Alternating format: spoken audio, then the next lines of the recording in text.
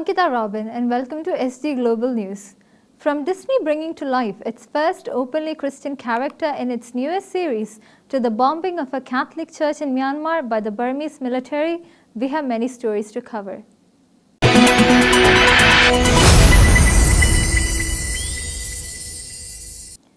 Disney Pixar's new series Win or Lose, which premiered on February 19th, introduced the studio's first openly Christian character in nearly 20 years, following Disney's decision in December to remove a transgender storyline. A prayer scene in the show has drawn criticism from LGBT outlets, which stated that while the scene may seem harmless on its own, it could make LGBT audiences feel uncomfortable.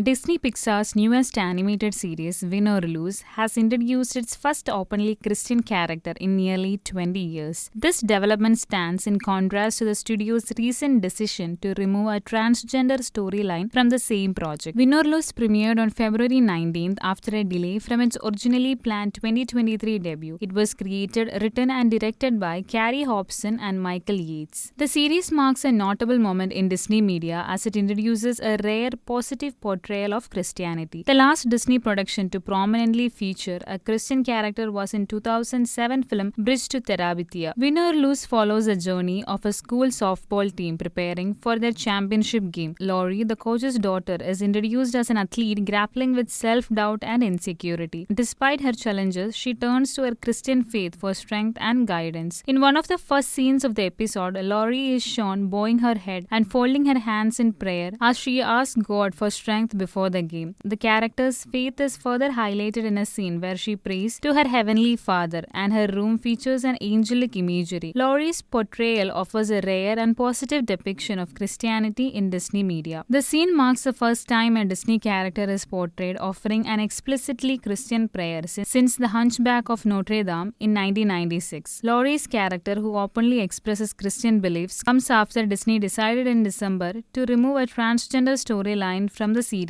following backlash from conservative groups. Laurie's prayer also faced criticism from some LGBT outlets, including Pink News, which stated that while the portrayal of an explicitly Christian character may seem harmless on its own, but it would make the LGBT audiences feel discomfortable when considered in a broader context.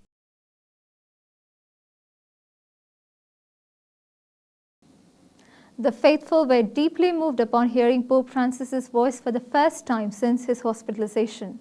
In the pre-recorded message, the Pope expressed his gratitude and closeness to all those who have been praying for his recovery over the past 21 days. The message was played during the Rosary service at St. Peter's Choir. After weeks of heartfelt prayers for the Holy Father's recovery, the faithful were blessed to hear Pope Francis' audio message during the Rosary prayer service in St. Peter's Choir on Thursday night. The pre-recorded message marked the first time his voice had been heard publicly since his hospitalization 21 days ago. Agradezco de todo corazón las oraciones que hacen por mi salud desde la plaza. Los acompaño desde acá. Que Dios los bendiga y que la Virgen cuide. Gracias.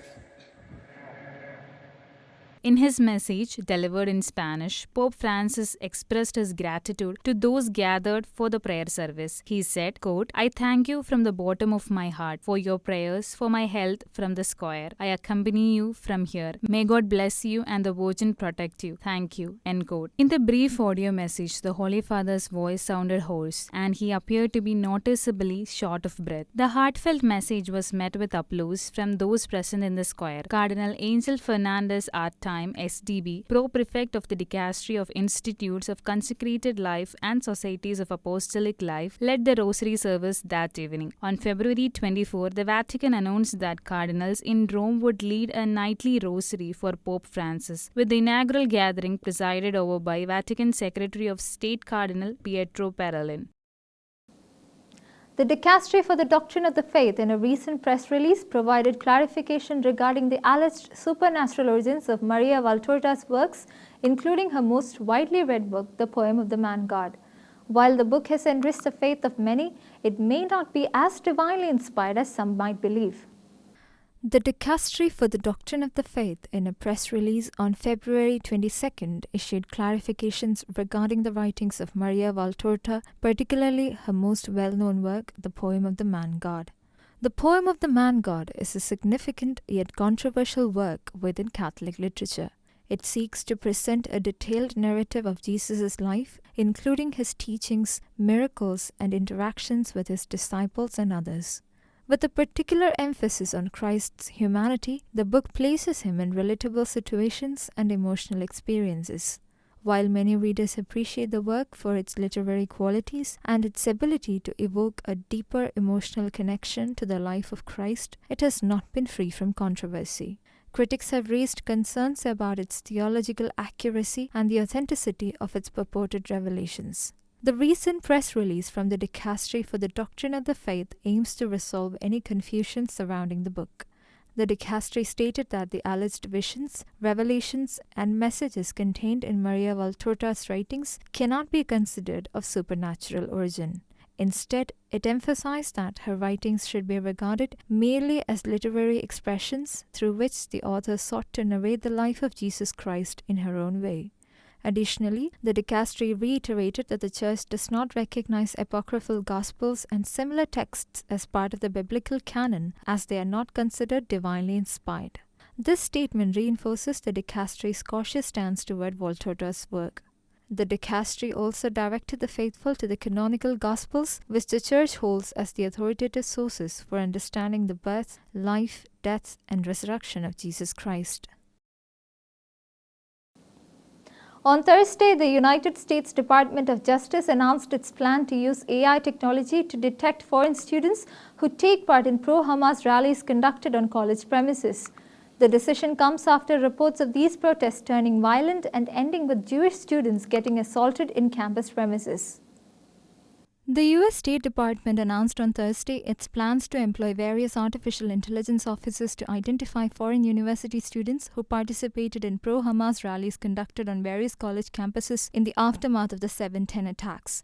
A senior official of the State Department told Fox News that the department will seek assistance from the Department of Justice and the Department of Homeland Security to curb escalating protests, which often take on anti-Semitic overtones.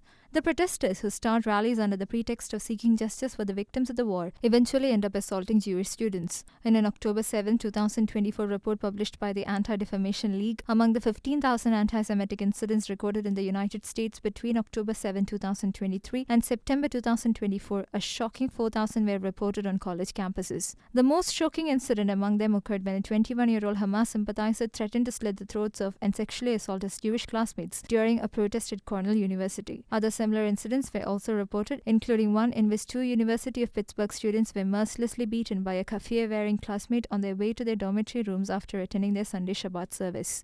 Even though a direction notification regarding the surveillance wasn't published, Secretary of State Marco Rubio said on social media that the United States will have zero tolerance for foreign visitors who take part in protests organized in support of designated foreign terrorist groups. Fox News also reported that the State Department last week revoked the visa of a Harvard student who allegedly participated in the pro-Hamas rally. U.S. President Donald Trump defended his administration's maiden talks with the Islamic militant organization Hamas and said he would go to any lengths to secure the release of the 24 remaining hostages. In a press meeting, the president also reflected on the meeting he had with the 8 released hostages who described the ordeal they had faced during their 1-year-long captivity. On Thursday, U.S. President Donald Trump defended his administration's unprecedented talks with Hamas and declared that the meetings were for the benefit of Israel. He also stated that Israeli officials had been consulted before entering negotiations in Doha. While signing executive orders related to the creation of a new treasury for crypto reserves, Trump told reporters gathered in the Oval Office that the meetings were conducted exclusively to negotiate the release of the remaining hostages held by Hamas. Trump emphasized that the paramount goal of the talks was to secure the hostages' release and that his administration did not intend to offer any benefits to Hamas during the negotiations. Reflecting on the meetings with 8 Israeli hostages who had been released as part of the U.S. brokered deal, Trump said he could not believe their stories about the inhumane treatment they had endured at the hands of their Hamas captors. He also explained the ultimatum he had issued on Wednesday, describing it as pretty self-explanatory and affirming that he would not tolerate any delay by Hamas in releasing the hostages. The National Eucharistic Congress has announced the names of the 8 perpetual pilgrims who will undertake a 3,300-mile walking journey from Indianapolis to Los Angeles this summer. The mission of this journey is to publicly affirm the belief in Christ's true presence in the Eucharist.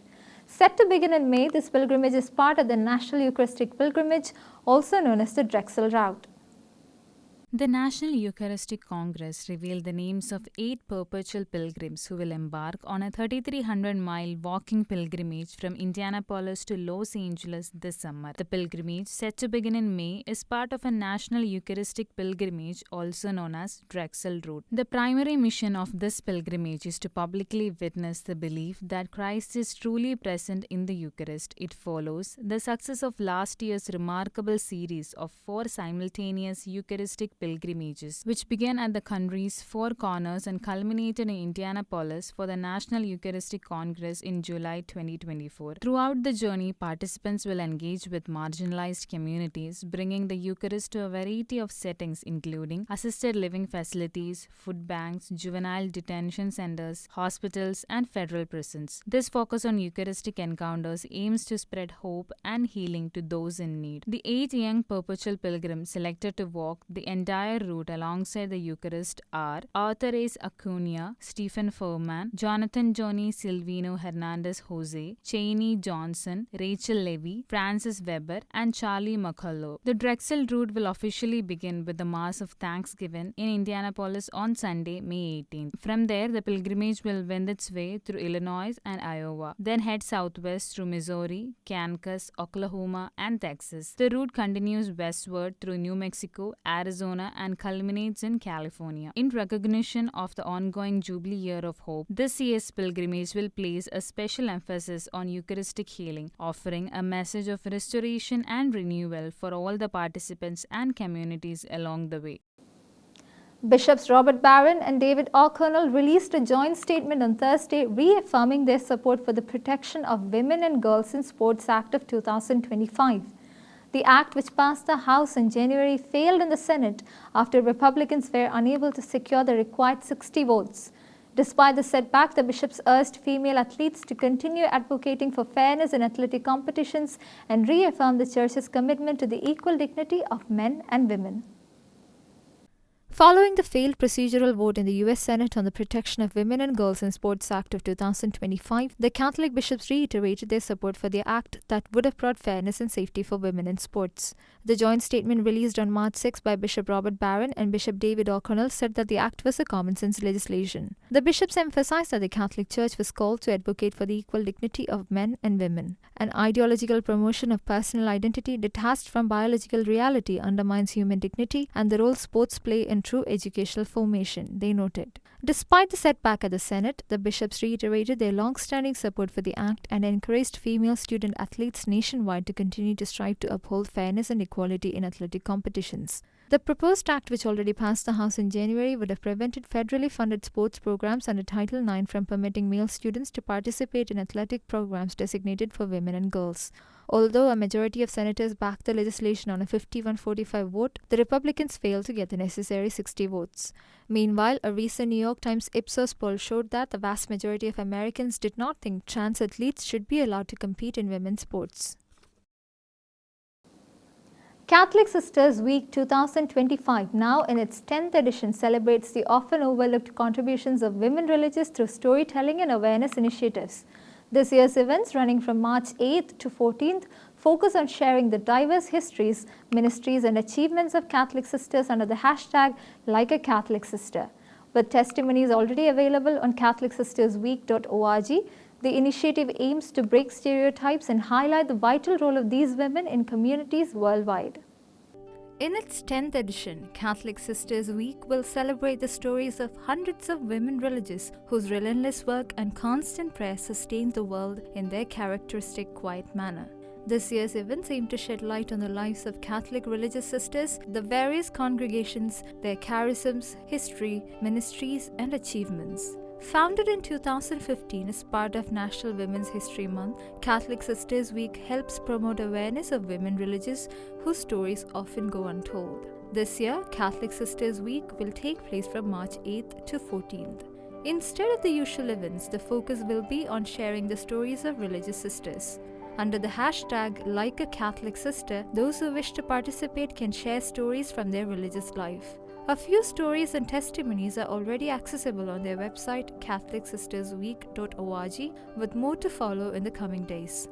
These include the story of Sister Josephine Meager, a co-founder of the Dominican Sisters of Springfield, who was orphaned at age 13 and placed under the care of her mother's Dominican brother in the US. The work of the Sisters of St. Joseph of Concordia in Brazil is also highlighted on the website. These stories will help break stereotypes about religious sisters and provide insight into their diverse work. Since 2019, Catholic Sisters Week has been under the direction of Communicators for Women Religious, a professional organization of communicators dedicated to promoting awareness of women religious, enhancing their image, and advancing their mission. Persecution against the Christians of Myanmar shows no sign of slowing down as a church belonging to the Diocese of Banma was destroyed in a bombing raid by the Burmese military. The incident, which happened 4 days earlier, was only leaked when Father Wilbert Mire, the parish priest of the church, had to travel a long distance to find a place with an internet connection to report it. The pastoral center of St. Michael's Catholic Church, belonging to the Diocese of Ban Mau in Nan Hang, northern Myanmar, was destroyed in a bombing raid by the Burmese military on March 3rd. The Ban Mau Diocese is located in the southeastern part of Kanchin State, bordering China. Father Wilbert Mire, parish priest of the church, told Agency of Fides that 5 bullets and 2 bombs were fired at the church grounds. Thankfully, no one was injured. Since electricity and telephone services have been cut in the area since July 2024, Father Wilbert had to travel a long distance to find a place with internet connection to report the incident. Father Wilbert said that the people in Ban Mau with no access to medical care, education, or shops were fighting for their survival. He also said that after the latest attack, the parishioners were seeking God's protection, all the more through prayers to Saint Michael the Archangel. Kanchin State in northern Myanmar is witnessing a bitter fight between Myanmar's army and the Kanchin Independence Army, which has joined the resistance against the ruling military junta. Forced to withdraw from the state, the Myanmar's army is now attacking it aerially. The conflict has displaced more than 120,000 people. That's all for today. Until we meet again, God bless and thank you.